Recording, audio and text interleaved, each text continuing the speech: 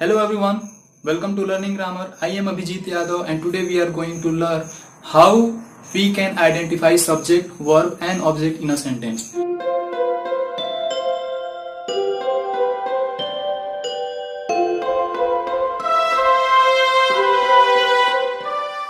दोस्तों मैंने पिछले अपनी वीडियो में बात किया था कि तीन जो मैंने स्ट्रक्चर बताए थे आप उनमें एक सेंटेंस बनाने के लिए आपको तीनों की जरूरत होती है। लेकिन इस वीडियो में मैं आपको बताने वाला हूं कि आप कैसे सीधे सीधे सब्जेक्ट वर्ब और ऑब्जेक्ट को पहचान सकते हैं। दोस्तों बात बहुत नॉर्मल सी है कि अगर मैं कोई सेंटेंस लेता हूं, जैसे पहले इंग्लिश में बताऊंगा फिर हिंदी में बताऊंगा। मैं एक सेंटेंस लिख रहा हूं, एग्जाम्पल है राम प्लेस फुटबॉल। हिंदी में इसका क्या होगा? तो राम फुटबॉल खेलता है।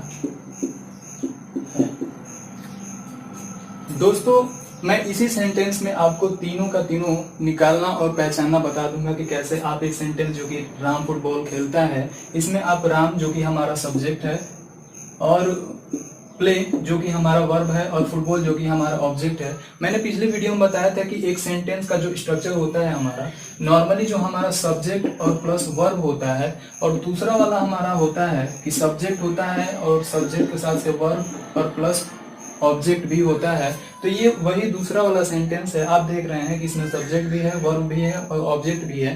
तो मैं आपको ये बता रहा हूं कि आप इस सेंटेंस से सब्जेक्ट कैसे पता कर सकते हैं, वर्ब कैसे पता कर सकते हैं और ऑब्जेक्ट कैसे पता कर सकते हैं। तो सबसे पहले आप इस सेंटेंस से आप ये पूछिए कि कौन फुटबॉल खेलता है। कौन फुटबॉल खेलता है, तो आपका उत्तर जो आने वाला है, आप सीधे सीधे बोलेंगे मैं पूछ रहा हूं कि कौन फुटबॉल खेलता है, तो आपके सामने ऊपर ये सेंटेंस दिया हुआ है कि राम फुटबॉल खेलता है। तो कौन की जगह पे आंसर हमारा क्या आ रहा है? राम। तो इस तरह से आप इंग्लिश में भी पूछना चाहें तो इसका हो जाएगा कि हु प्लेज फुटबॉल। अब आपको मालूम होगा कि हु का मतलब होता है हमारा कौन, तो हु का आंसर अपने आप आया है पहले क्या?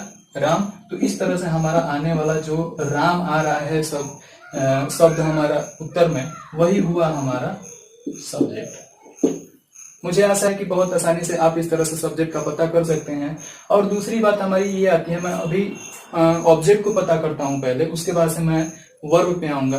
तो इसमें भी बहुत बड़ी बात नहीं है, आप सीधे सीधे पूछेंगे। ये सेंटेंस वही है, मैं पूछ रहा हूं। अगर आपके पास नोटबुक और पेन पेंसिल होगा तो आप इसको नोट कर सकते हैं कि हु है, तो हु से आप सब्जेक्ट का पता कर सकते हैं कौन। इसी तरह से अगर मैं ऑब्जेक्ट का पता करूं तो ऑब्जेक्ट के लिए आपको पूछना होगा कि क्या यहाँ पे हमारा सब्जेक्ट है राम, यानी कि राम के ही द्वारा मैंने बताया था कि राम के द्वारा जो कार्य हो रहा है उसी कार्य का प्रभाव जिस शब्द पे पड़ता है उसी को हम बोलते हैं ऑब्जेक्ट। अब यहाँ पे अगर मैं पूछूं कि राम क्या खेलता है, तो आपका आने वाला उत्तर अपने आप होगा कि राम फुटबॉल खेलता है। तो यहाँ पे क्या की जगह पे हमारा, यानी कि उत्तर में हमारा आ गया क्या? फुटबॉल। तो इस तरह से आपको इंग्लिश में अगर पता करना हो तो इसके लिए हम सीधे सीधे लिख लेंगे व्हाट। ठीक। तो अगर मैं सेंटेंस से पूछूं व्हाट डज राम प्ले, तो इस तरह से आपका जो व्हाट था, व्हाट मतलब कि क्या होता है, और क्या का उत्तर हमारा अपने आप आ गया क्या? फुटबॉल। तो इस तरह से आपने देखा कि अगर आपको सब्जेक्ट पता करना हो और सब्जेक्ट के द्वारा किया गया कोई कार्य और उसका प्रभाव जिस शब्द पे पड़ रहा है उसको ऑब्जेक्ट को पता करना है, तो सीधे सीधे आप पूछ दीजिए कि क्या। ठीक। इसके अलावे मैं आपको एक और सेंटेंस बता के देता हूं। ये तो कोई नॉन लिविंग था, अब मैं आपको एक लिविंग बता के दिखाता हूं, सजीव बताता हूं कि कैसे आप उस तरह से भी उसका पता कर सकते हैं। मैं दूसरा सेंटेंस लिख रहा हूं कि राम मुझे पसंद करता है। हिंदी में है, इसका क्या होगा अगर इंग्लिश में ट्रांसलेट करें तो राम लाइक्स मी। अब यहाँ पे फिर मैंने पहले ही बताया था कि अगर आपको हिंदी में पता है तो आप इंग्लिश में अपने आप पता कर सकते हैं, लेकिन यहाँ पे आपको ध्यान रखना है कि वहां पे नॉन लिविंग था, निर्जीव था, तो आपको वाट लगाना पड़ा। अब यहाँ पे अगर देखूं कि मुझे मैं देख रहा हूं कि मैं सजीव हूं, तो सजीव के लिए मैं सीधे सीधे मुझे है तो हम पूछ सकते हैं किसे पसंद करता है, ठीक। और किसे के लिए हम लिख लेंगे यहाँ पे हूं। आगे चल के जब मैं आपको बताऊंगा सब सीक्वेंस में, जब आपको पढ़ाऊंगा तो वहां पे बताऊंगा कि हु का ही ऑब्जेक्टिव केस होता है हमारा हूं।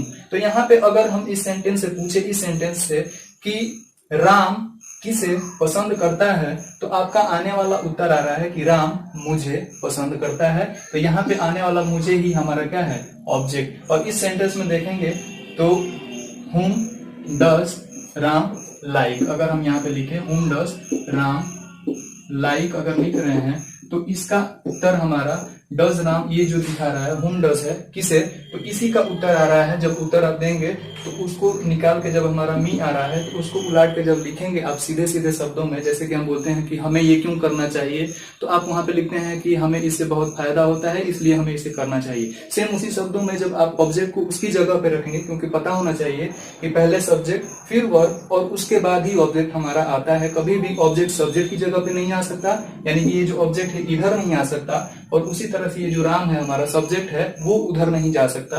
तो सेम वही सीक्वेंस है, सब्जेक्ट पहले फिर वर्ब और उसके बाद से हमारा ऑब्जेक्ट। ऑब्जेक्ट मिल गया हमको मी, तो देखा आपने कि राम लाइक्स मी, राम मुझे पसंद करता है।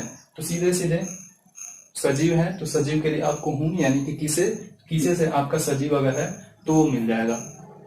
बात आती है कि इस सेंटेंस को मैं हटा दे रहा हूं कि अगर आपको इस सेंटेंस से वर्ब पता करना है तो आप वर्ब को कैसे पता करेंगे। सीधी सीधी बात है कि राम फुटबॉल खेलता है, आपको ये पता चल गया कि राम फुटबॉल, ये दोनों सब्जेक्ट है और ये हमारा ऑब्जेक्ट। अब आपको पता है करना है कि वो क्या कर रहा है, तो क्या कर रहा है, तो सीधे सीधे मैंने अभी हिंदी में भी बोला कि राम क्या करता है। तो आपका यहाँ पे दो चीज आ रहा है कि राम फुटबॉल खेलता है, खेलने का कार्य आ रहा है, इस वजह से आपको फुटबॉल पहले ही पता है। मैंने बताया था कि अगर नॉन लिविंग है, निर्जीव है, तो आपके लिए क्या ही प्रयोग होगा, तो वहां पे आपका फुटबॉल भी आ रहा था। लेकिन अगर यहाँ पे हम क्या का मतलब निकाले तो क्या करता है, तो सीधे सीधे आप ये बोल सकते हैं कि राम खेलता है। अब आपके ऊपर है कि आप ऑब्जेक्ट अगर लाना चाहें तो क्या खेलता है तो आप फुटबॉल डाल सकते हैं। लेकिन अगर यहाँ पे फिर से आप देखें क्या करता है, करने का बात आ रहा है, उसके क्रिया की बात आ रही है, वो कौन सी क्रिया करता है, तो वहां पे आपका सीधा सीधा निकल के आ रहा है कि उसके द्वारा, राम के द्वारा खेलने का काम हो रहा है। तो what does Ram do, what does Ram do यानी कि राम क्या करता है, तो सीधे राम खेलता है। राम खेलता है तो फिर से आपका जो आंसर निकल के आएगा, मतलब कि इस व्हाट डज जो भी है क्या का मीनिंग निकल के आता है कि खेलना, खेलता है, और खेलता है तो उसका जब आंसर आप लिखेंगे तो राम प्लेस फुटबॉल, फुटबॉल नहीं होगा यहाँ पे अगर लिखेंगे तो आप लिखेंगे राम प्लेस, राम खेलता है, और इसके द्वारा ये जो खेलने का बात आ रहा है वही है हमारी क्रिया।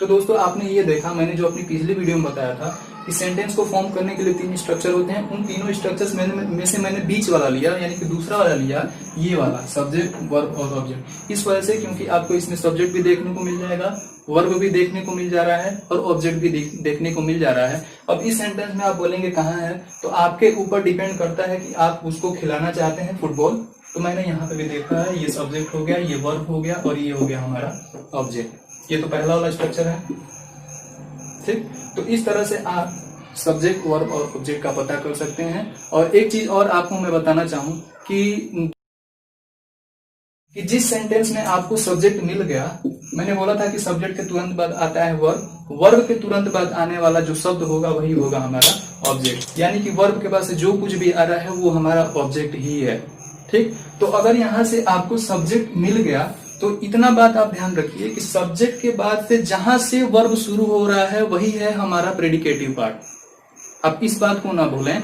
सीधे सीधे एक लाइन के बात के लिए मैं अगर पूरी की पूरी वीडियो बनाता हूं तो वो सही नहीं होगा। अब बस इतना समझ जाइए कि अगर आपको सब्जेक्ट मिल जा रहा है तो सब्जेक्ट के बाद से आने वाला वर्ब जहां से शुरू हो रहा है, वर्ब के साथ से जो ऑब्जेक्ट भी आएगा, वर्ब जहां से शुरू हुआ वही हमारा प्रेडिकेटिव पार्ट होता है। तो मुझे आशा है कि आपको ये बात समझ में आ गई होगी और आशा है कि आपको ये वीडियो पसंद भी आई होगी। अगर आपको ये वीडियो पसंद आती है तो लाइक, कमेंट, शेयर और चैनल को सब्सक्राइब करना ना भूलें और साथ ही अपने दोस्तों के साथ ये वीडियो शेयर करें जिससे कि उनको भी इन छोटी बातों के बारे में जानकारी मिल सके। दोस्तों, मैं आपको ये बताना चाहता हूँ कि ये अभी इंग्लिश ग्रामर के या फिर इंग्लिश सेंटेंस का एक बेसिक लेवल है। आपको कोई भी सेंटेंस बनाने के लिए आपको इन बातों का ध्यान रखना चाहिए कि कैसे एक सेंटेंस में सब्जेक्ट, वर्ब और ऑब्जेक्ट आता है। जब तक इन बातों का आपको मालूम नहीं होगा आप सेंटेंस को पहचान नहीं सकते और आपको आगे चल के बहुत ज्यादा दिक्कत होगी। तो इस वजह से आप इन बातों पे ध्यान रखिए और इन बातों को ही लेके, इन स्ट्रक्चर्स को ही लेके मैं अपनी अगली वीडियो में जो हमारे सेंटेंस के काइंड्स थे, तीनों जो स्ट्रक्चर पे मैंने सिंपल, कंपाउंड और कॉम्प्लेक्स बनाए थे, मैं उन वीडियो पे भी एक एक करके वीडियो बना दूंगा। तो मिलते हैं अपनी अगली वीडियो में। धन्यवाद। जय हिंद।